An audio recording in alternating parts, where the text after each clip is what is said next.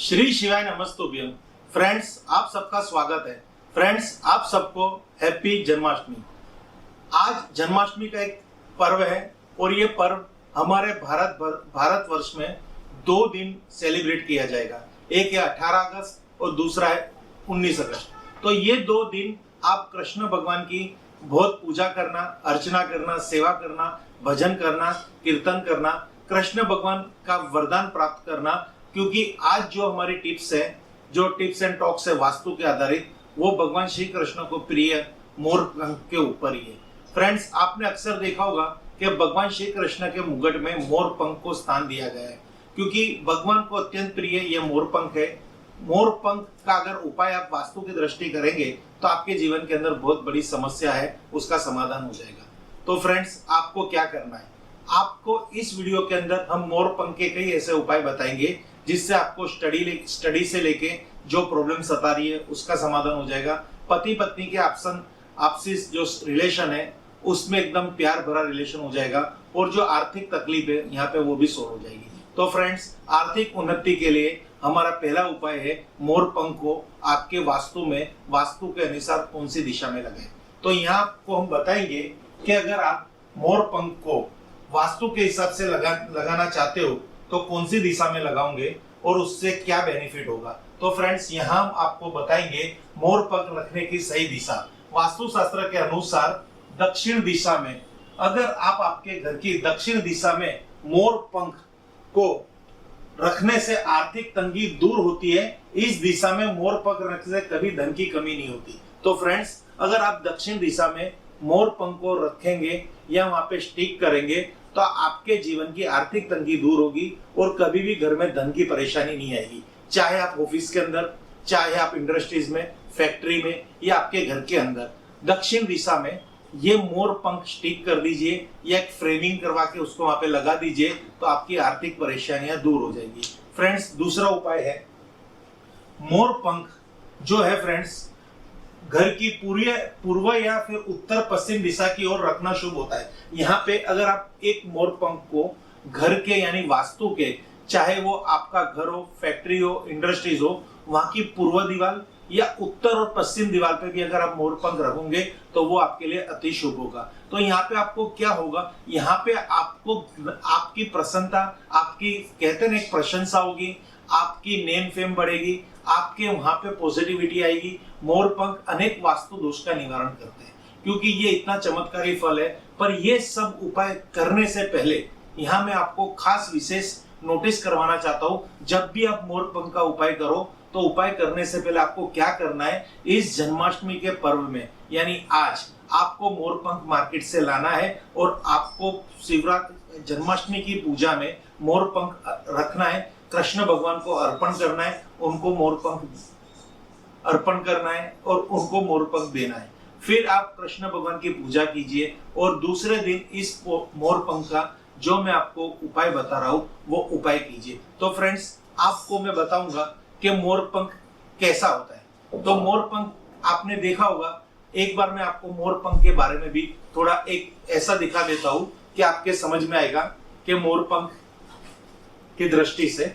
तो इस तरह से मार्केट में से आप मोर पंख का एक झुंड लेके आ सकते हैं या सिंगल मोर पंख भी ले सकते हैं या 2 मोर पंख भी ले सकते हैं। तो ये झुंड मोर पंख भी आपके उपाय में आएगा और सिंगल मोर पंख भी आपके उपाय में आएगा। तो जो आपको मैं उपाय बता रहा हूँ, तो हमारा 2 उपाय हमने आपको बता दिए। अब जो तीसरा उपाय है मोर पंख से ही रिलेटेड है। तो फ्रेंड्स, अगर आपको हम एक बात बताएंगे, उत्तर पश्चिम दिशा में मोर पंख रखने से कुंडली के राहु दोष, जो हमारी कुंडली के अंदर राहु दोष है फ्रेंड्स, वो दोष का यहाँ पे निवारण आता है। फ्रेंड्स, यहाँ पे कहने का भावार्थ है, अगर आपकी कुंडली के अंदर राहु दोष है तो आपको मोर पंख कौन सी दिशा में लगाना है, तो उत्तर पश्चिम दिशा में मोर पंख अगर आप रखेंगे तो कुंडली से राहु दोष की समाप्ति हो जाएगी, कम हो जाएगा।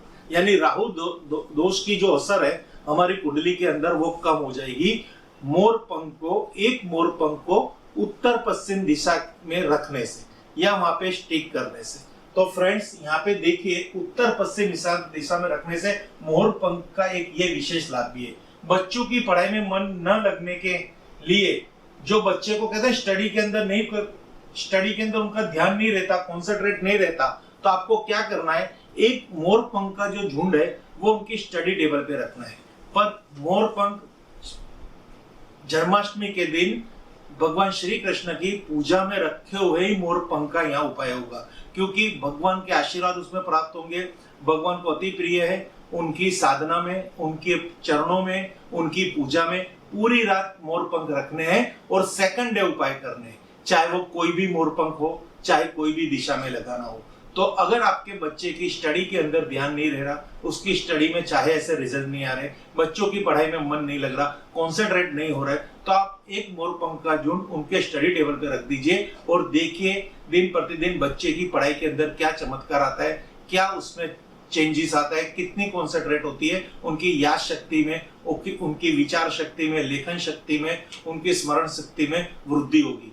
फ्रेंड्स, एक और उपाय है मोर पंख से ही रिलेटेड, जो यहाँ मैं आपके साथ डिस्कस करना चाहता हूँ। लिविंग रूम की पूर्वक में स्थित दीवार पर 7 मोर पंखों का गुच्छा रखने से घर के कलेश का छुटकारा मिल जाएगा। फ्रेंड्स, जो गुच्छे की मैंने आपको बात की थी, अगेंस्ट में आपको एक बार दिखा देता हूँ। इस तरह से आपको 7 मोर पंख का गुच्छा ला रहे हैं मार्केट से, और ये आपको पूर्व दिशा की दीवार पे रखना है। फ्रेंड्स, यहाँ पे अक्सर बताया पूर्व दिशा की स्थित दीवार पर रखना है।